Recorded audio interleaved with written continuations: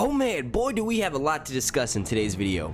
There are recent spoilers, courtesy of Watchers on the Wall and winteriscoming.net, those are both linked down below in the description, that major cast members have been spotted filming in the Dragon Pit. And we saw Dragon Pit in Season 7, so this could pretty much really only mean one thing, and we're this far along in the filming process, this could be one of the final scenes of Game of Thrones Season 8. Shall we begin?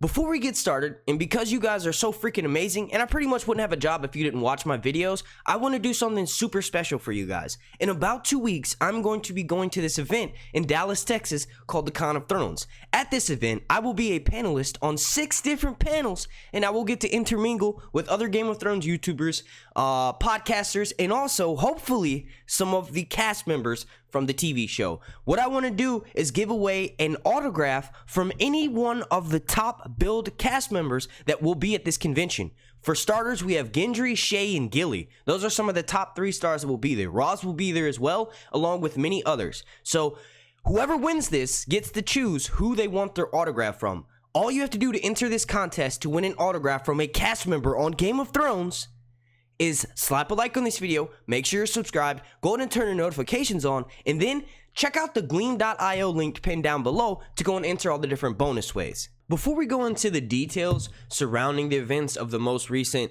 spoiler leak, I actually want to do a little bit of prep before we get there. Now, Jon Snow is almost, at this point in our storyline, not only in the books and the TV show, a mythical figure of A Song of Ice and Fire. He is not only the prince that was promised, Azor Ahai, and all of these other great, King of the North titles, but he's something special. Now, there's actually foreshadowing all the way back from Book 1, Game of Thrones. It was a conversation between King Robert Baratheon and Jon Snow's, at the time, father, Ned Stark. The conversation, for the most part is very similar. They have a very friendly back and forth. Robert is a bit of a smartass, very similar to how he is on the TV show, but the gist of the conversation is Robert says to Ned, "Kings are a rare sight in the North," Robert snorted.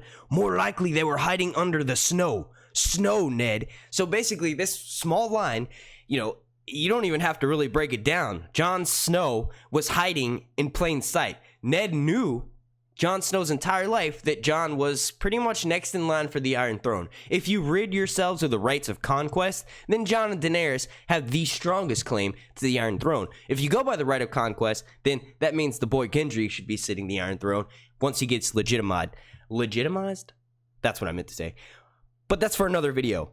There's a little bit more foreshadowing in another conversation between Ned and Robert. Robert sat down again. "Damn you, Ned Stark. You and Jon Arryn. I loved you both. What have you done to me? You were the one who should have been king. You or Jon?" Now, obviously, in those moments, Robert Baratheon was referring to Jon Arryn, who was actually the person that pseudo-raised Ned and Robert. They went there when they were young, and he was almost like their ward, but, they both revered Jon Arryn a lot. And we actually saw the events of the TV show kicking off with the death of Jon Arryn, who we later found out was poisoned by Littlefinger. So, obviously, in those moments, Robert was referring to Jon being the king or Ned being the king, but this is just another moment, the foreshadowing. A lot of people think that Ned named Jon Snow after Jon Arryn, so it's almost like Robert is straight up telling Ned Stark that Jon Snow should be the king. Now, this next bit of foreshadowing is probably one of my favorite scenes between Jon Snow and Lord G.R.R. Mormont.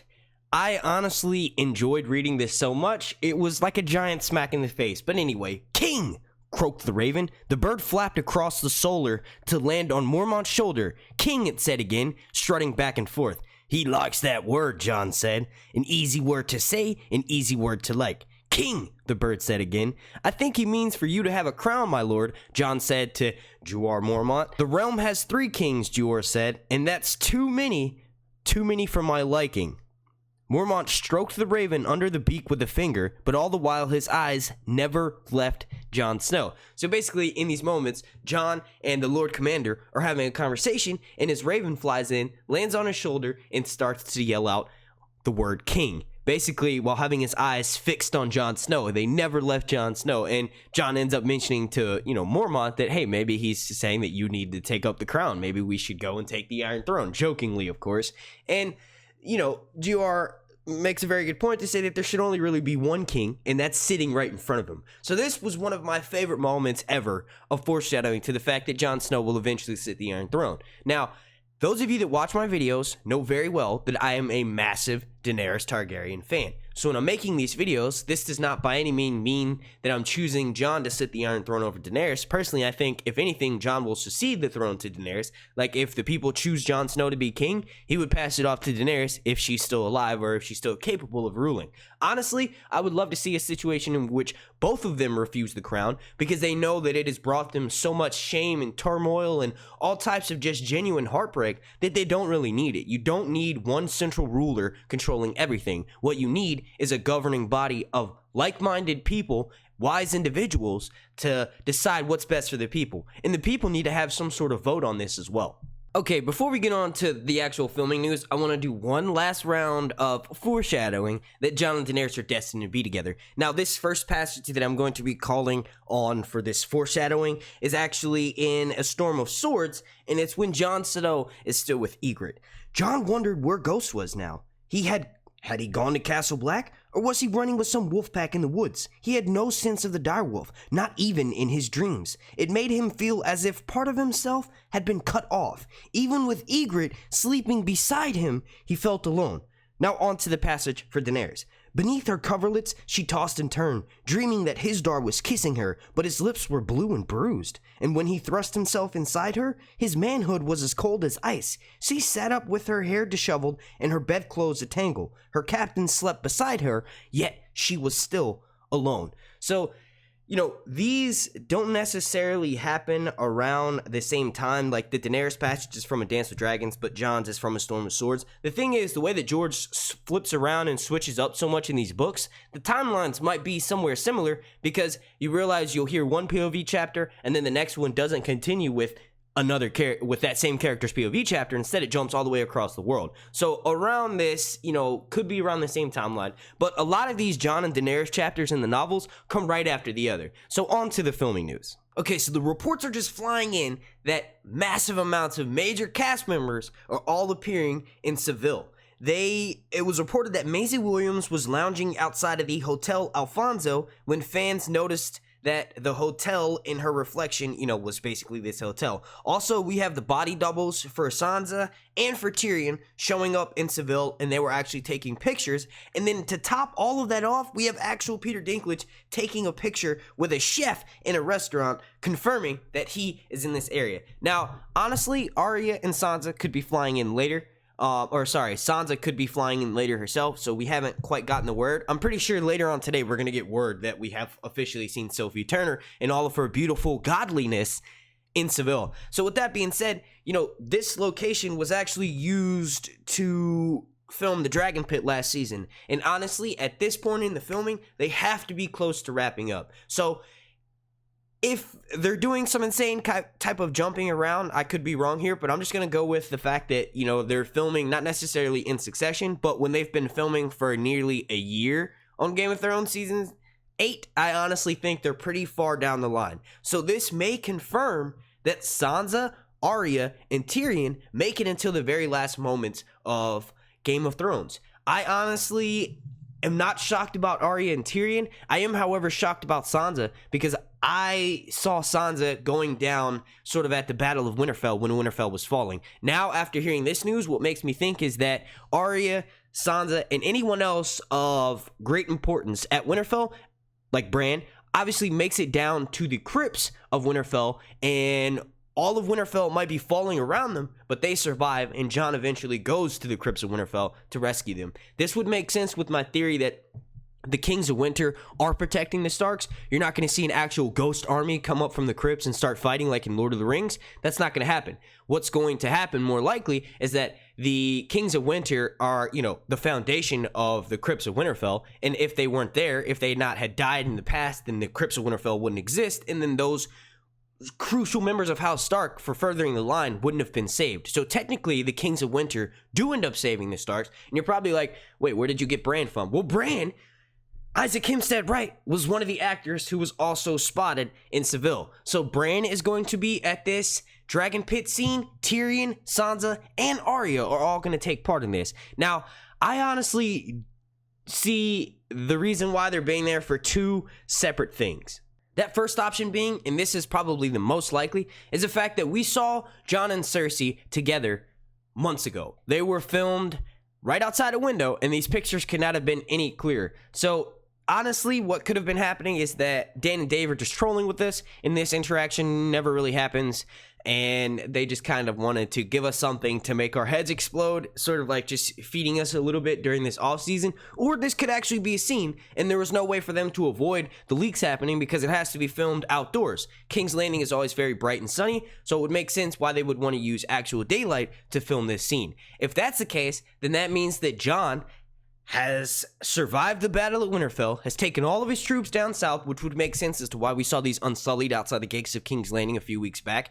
But he has to take most of his army there and go and convince Cersei to let them stay with her throughout the Long Night, to help fight for the Long Night. So the final battle will in fact take place in King's Landing, and it's going to be all of the forces of good and evil, human-wise, in our story, working together to defeat the greater evil, the great other, if you will, the Night King. So honestly, that would be an insanely epic finale if we have all of these characters who have been fighting with each other and warring the entire 7 seasons, and then in the 8th season they come together and sort of get past their differences and work together for the greater good. And then hey, maybe Cersei dies in that process. I don't really know how it's gonna go down, but you guys let me know down below what you think of option number 1. Another option of what may actually be happening here, since all of these characters are in the same spot, and this is sort of the least likely option, but you know, what could be happening is that Jon and Daenerys are successful in destroying the Night King. They also are successful in destroying Cersei.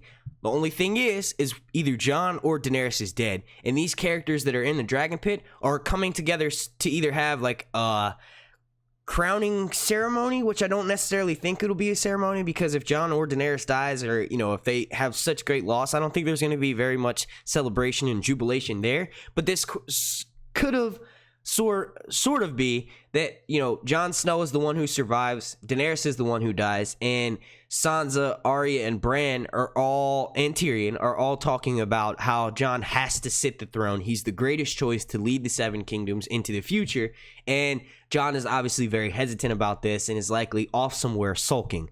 I honestly would not be surprised if it's the second option. I honestly think that it's going to be more of the first option, because I don't know if we've gotten quite far enough into, you know, the filming season to be filming the last scene. But that's where the awesome part comes in. This is not just me telling you my thoughts. I want you all, like, shout out to Philip DeFranco, I want y'all to continue this conversation down below. Let me know your thoughts on both of these possibilities that I've, you know, brought to your attention in this video. Let me know what you think, which one's more plausible, and let me know if you agree with me, rather, that either Jon or Daenerys has to die in the end. Like, I don't want them to, but it wouldn't be a bittersweet ending even if every single other character died and Jon and Daenerys live. That would be bittersweet, but not really, because we know Jon and Daenerys are a Song of Ice and Fire, and they're going to continue to, you know, spread magic and Targaryens throughout the world. So eventually, you know, we'll have dragons again. But I honestly don't know. You guys let me know what you think down below in the comment section. Now, here's actually one possibility that I'm going to propose to you guys before wrapping up this video about an in-game situation that I haven't really talked too much before about in my videos. Now, I just got done drilling into your heads that Daenerys or Jon Snow has to die. What if Daenerys does die? Jon Snow's already died and he's been brought back, and he hasn't really changed that much. He's an Ice White. Maybe if he were to die again and then be brought back again, maybe we'll notice some significant amount of change. It's stated in the books that Beric Dondarrion actually comes back 6 different times, and each time he comes back, he's a little bit less himself. So one way that the show could give a final nod to George R. R. Martin in his writing is to have Jon Snow die, be brought back, and then have something happen to where he's just not the same, and maybe we look at him different, and maybe we don't want him to rule the Iron Throne. But what if that happens with Daenerys? What if Daenerys is killed, comes back, and because of this, she is no longer allowed to have children? So technically, we have the bittersweet of Jon and Daenerys being together, the sweet part, both of them surviving, but then the bitter part actually being the fact that neither of them can procreate. So they are the last Targaryens. They are the last of their name, the last of their house, and just the last of a Song of Ice and Fire in Westeros and in all of Planetos. Now, I honestly think that there's some definite possibility to that, because we have them both living, but then it's also extremely bitter because nothing is going to be, around to foreshadow or sorry, to carry on their line. So House Targaryen is officially extinct. Maybe they both agree that, they'll sit the Iron Throne and do what's respectively right for the kingdom, but they don't have an heir to pass on, so they honestly have to destroy the wheel in order to move forward. So basically, since they're not, having an heir, they don't want to necessarily elect one person to do it. What if they were to leave it up in the air and allow sort of a voting process to happen? I don't know. That was my last little thoughts, and I had to get it out because, like I said, I don't really discuss that possibility in my videos. All right, now that's going to be wrapping this up. I want to thank you all so much for watching. If you could please slap a like on this video. The like goal will be 421.